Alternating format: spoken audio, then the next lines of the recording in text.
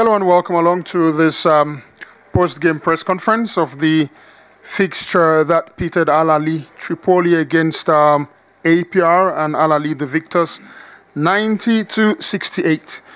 We have with us the head coach of Alahli, Coach Fuad Abu Shakra, and the player for APR is Deon Thompson, a veteran power forward who has played and won titles across 7 major European leagues. Coach, coming into this conference and looking at the performances from the first 2 days, everyone said that this would be the clash of the Titans. Talk to us through this victory, really exciting 22-point gap against a really good APR team. First of all, I salute everyone. We are playing as a team. We are playing every day. You can see that everybody can step in and play. And I'm very happy from my Libyan players. And I'm very lucky with my foreigners. Because besides they are great players, they are great human beings. They understand, they follow the rules, and we put the game plan and we execute it very well. When you play good defense, you don't have to be in your great night to win the game. You can be in your average night, take good decisions, set quality screens, and this is what these guys did. We were also lucky a little bit because number 10, Diarra, he was injured. We still have our big guy that he didn't join the team, but because also we are in great atmosphere, we are in a country that is very beautiful, people more beautiful. Rwanda is giving us great vibes. Thank you very much, Coach. And before we take the questions, Deon, like I mentioned in the introduction, you've played across major leagues in Europe. Where would you rate, or how would you rate the BAL compared to the other leagues that you played in Germany, in Lithuania, in Serbia, in Greece? I mean, so far the BAL has been an amazing competition. From the way that it's been organized, the way that it's been ran, the atmosphere in the arena. It's very high-level basketball. So to me, this is one of the premier competitions. With it only being in its 5th year, you can see the full potential already and how far this league will continue to go and grow as more and more good players and continue to come to play in the BAL. Any questions? Lucy? Good evening. My name is Lucy Mouillot. I work for Radio France International. Jean-Jacques Boissy was, once again, as usual, very central to the game tonight. What does he bring to the team? Thank you. Jean-Jacques Boissy, although he is youngest foreigner in our team, but he has really great leadership and a charisma. We are lucky to have him in the team. And from day one, he sent a clear message that he is not the youngest technically.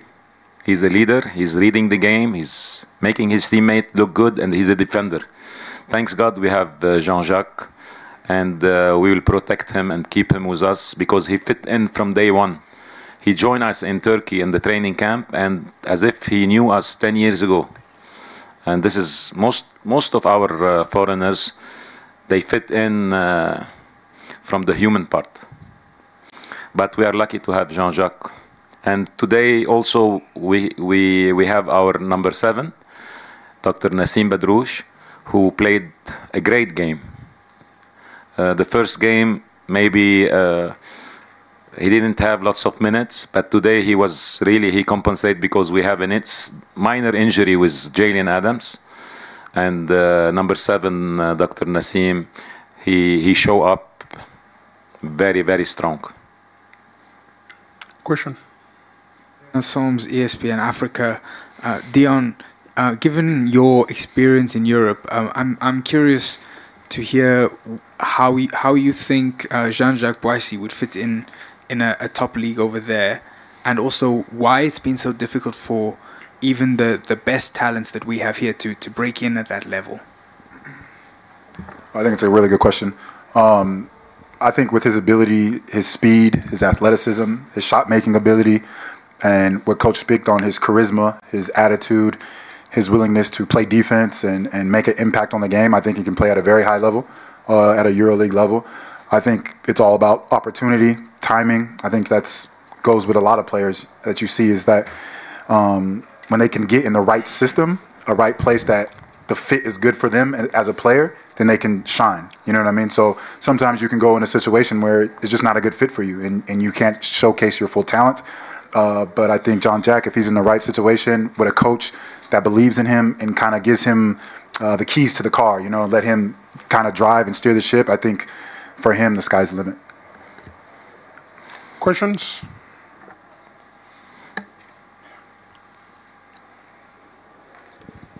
So I'm Patrick from the sports journalist here in Rwanda. I was asking the coach Jajak is the player who's coming here in Rwanda in the last 2 months. We play in the APL with the Genocide Memorial Tournament here in Rwanda. It just gives the many ideas of the APL for today because the Jajak we play in Rwanda the last 2 months in tournament here in Rwanda. Can you repeat it, please? No, I'm not sure if I understood. Can you? I didn't. So we say the Jajak we play here in Rwanda in the last 2 months. Yes. We in Genocide Memorial Tournament here in with. He was playing here, yes, in this league. So it just give the ideas of the APR who they play to win. I told him you are the only player playing home, and really he proved that. And he's proud that he's been playing here. He gave us lots of information about the Rwanda basketball, and at the same time, like I said, the guy is young but full of charisma and leadership. And every day he's coming from the bench. Coach. 28 first game, 30 second game, 25 third game. So it's not by chance. It's not a lucky night. Coach, I think what he meant was, did Jean-Jacques give you the tactics of APR, saying that that's what you meant? Did Jean-Jacques sell to you or did he give you the tactics of APR? No, not the tactic. The tactic, we took it from first game and second game, but we took some nice tips from him about the players. When we go to the video and he's a vocal player. He speaks a lot. And he gave us good information, you know. Playing here in this league, you will know more than the video. Next question. Coach, I have a question for Coach and for Dion. Coach, when you're playing in an arena that is as loud as this, the opposition is playing to the momentum of the fans.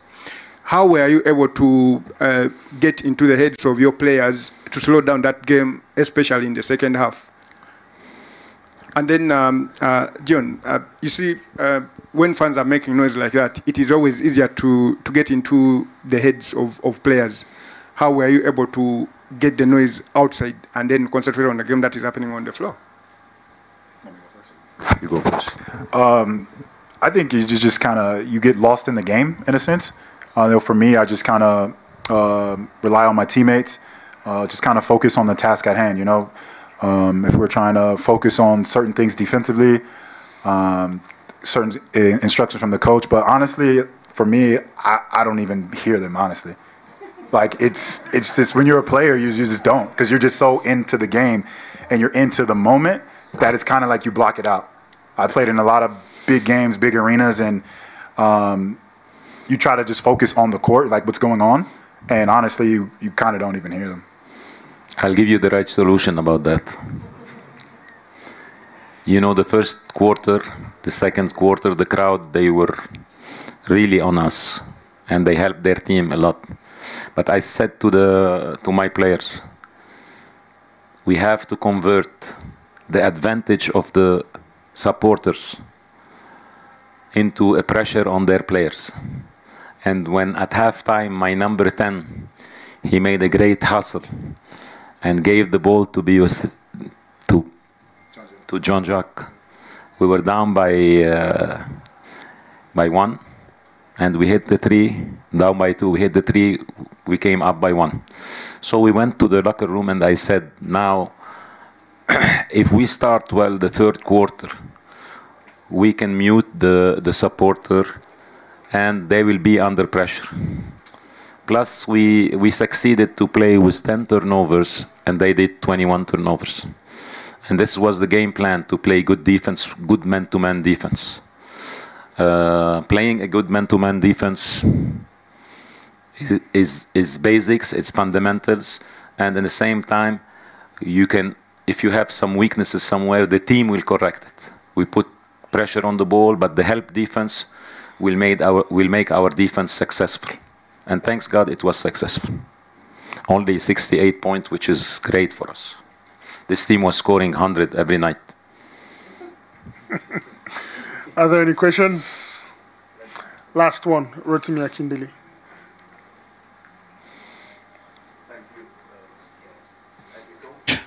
Okay, good evening. Rotimi Akindele from Nigeria. Coach, looks like... You always have good question. Looks like technically you have qualified for the playoffs. Technically. Are we likely to see you play some of your local players? I won't play them. I'm playing them. If you look at the... Yeah, I saw that Onojak came in. When you told me the first day, when I had small rotation, short rotation, are we going to see more rotation? The next day I corrected. Now? Okay. But you know what? I have... okay, everybody's our reporters here. My GM, he demands a lot. But I will play the players. Okay, but let me tell you something about the teams that we are playing. At any night, any team can beat you. You saw the game before us. So these kind of mistakes that happening. Number 5 is the captain of the national team of Uganda. And usually, if you insist on your player and you give them, the help came from his side. So the guy who drove, I will never leave this guy alone. I'll stay with him, make him. If he will score 2 points, it's okay. You go for extra time. But they deserve the win, the South African team. And this is the beauty of basketball. The last 2 minutes, the team that played with good decision, minimize turnovers, is the team that's going to win. Thank you very much, ladies and gentlemen, and that does it, Coach. Thank you very much. Thank you. Question. We can take this question. I like this guy. Coach, we'll take his question in the next game. Ah, okay. We've got the opposing team waiting.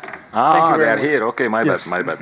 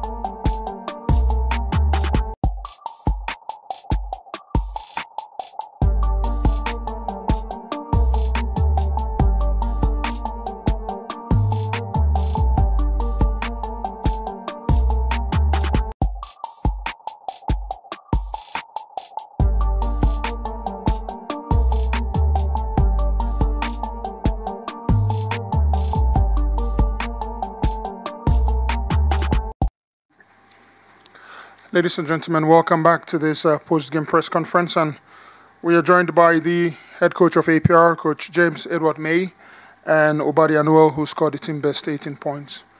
Coach, just walk us through the performance today and what, in your opinion, didn't work out for your team. Tripoli just came out as the aggressors tonight. They did what they did best, what they do best. They got this ball on the rim, 17 more times than us. We turned the ball over 21 times. They got to the free throw line. They were just the aggressors. Anytime a team like that, and I'm not knocking them, but anytime a team like that is able to create more possessions for themselves and be able to convert, it's going to be tough to win a game. I think they did a great job of going to get the glass. I thought they did a great job of their players just staying poised, and we didn't. They were the better team tonight, and congratulations to them. Questions? Ethan? Coach, hard luck, but we appreciate what you're doing with the boys, from the Rwandan fans and everyone. But I have one question. How huge was missing Diarra today? How impactful was it to your team? And over there, your drives, you drive into the paint, but a few turnovers, 4 of them today. Any regrets? Any lessons? Thank you.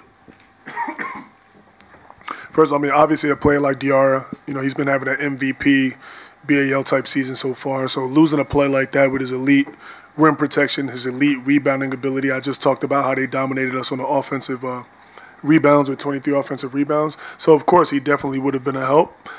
But as I always say every day, I think our team is deep enough. I think we're good enough to be able to supplement what we were missing from him tonight. We just needed to do it more of a team effort, and we failed at that tonight. So, made the game a little bit tougher. But, of course, a player like Diarra, any player on our team, when they're missing, is going to hurt us a little bit. No. Oh, sorry. What was the question again?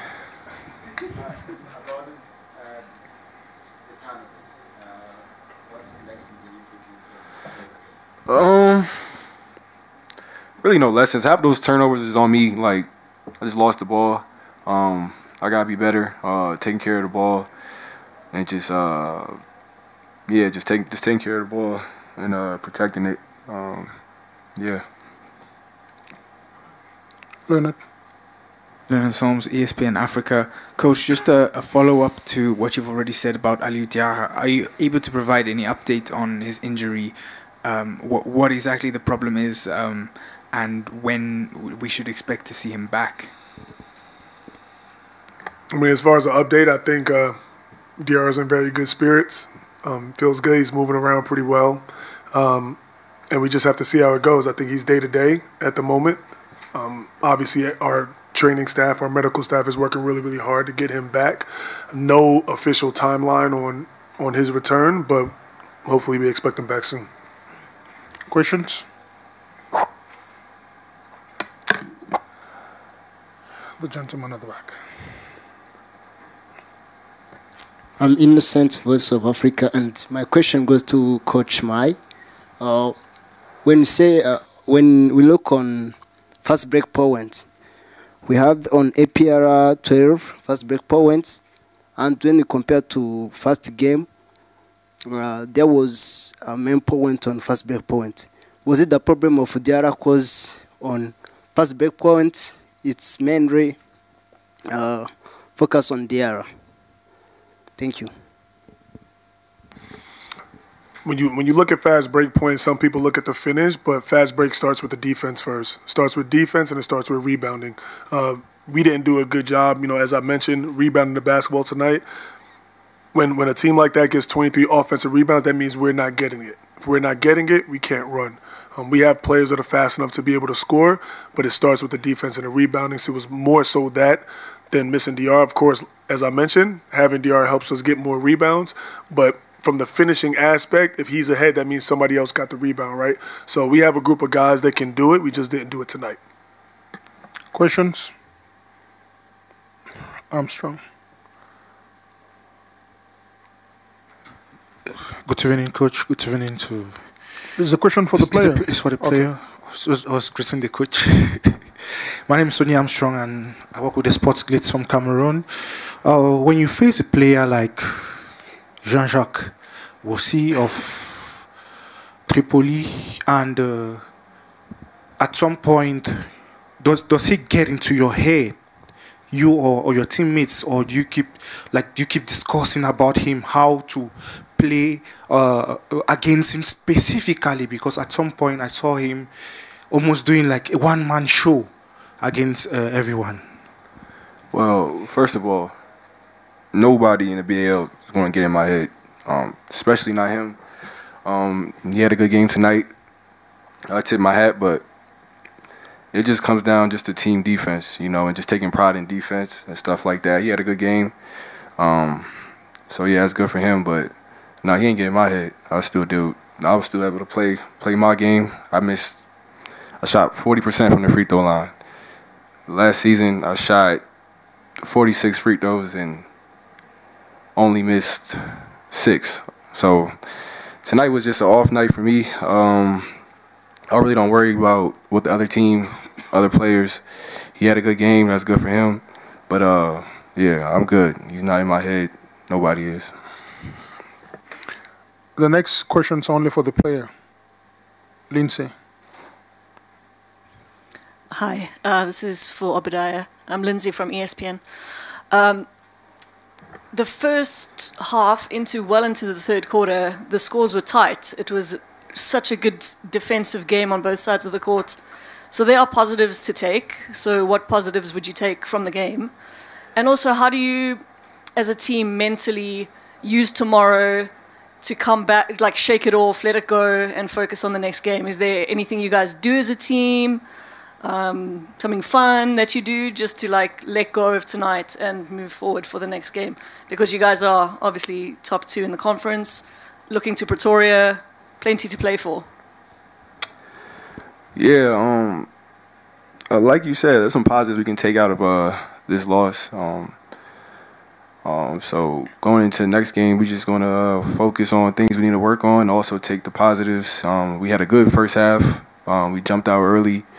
We just wasn't able to sustain it, and that's something we just have to work on. At the end of the day, it's just one game. We just lost one game. We're going to play him again, and just next game, that's the mentality. Probably just get some rest, try to forget about it, and just move on. Question for the player. Yes. Franklin from Uganda. I want to ask Obadiah, in the first half, when you were running a lot, doing a lot of transition, you were kind of in control of that game. When the game slowed down in the second half, for lack of a better explanation, you kind of ran out of ideas. What changed? I wouldn't say we ran out of ideas. I think we're a team that plays fast. We prefer to play in transition and stuff. Like you said, in the second half, the game slowed down, and maybe that might be part of the problem, but it happens. It happens. We're going to bounce back from it, and we're just going to learn from all the mistakes we made tonight. Last question.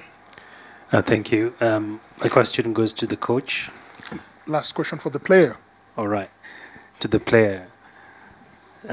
Obadiah, looking at the back-to-back defensive play you had, it was quite impressive, but at some point it sort of broke. Would you say your counterpart, Youssoufa Ndoye, was playing to his position as he has played in other games? What do you mean? Like when you look at how you and Youssoufa are playing tonight compared to game 1, game 2, how would you say he played today? I think he played well. Honestly, I think us missing Diarra played a big part of it. You know, they had a lot of rebounds. You know, Diarra averages like 12+ rebounds a game. So, and he's an energy guy. He protects the rim and stuff. So I don't think Doy played bad. I just think tonight we just couldn't sustain what we was doing in the first half, and I think that's just the problem for tonight. Yeah, and then Dane Miller, he was in foul trouble. He's a big piece. Yeah, and some other guys. So things just didn't go our way tonight, but it's okay. Like I said, we're going to see him again, and we'll be ready.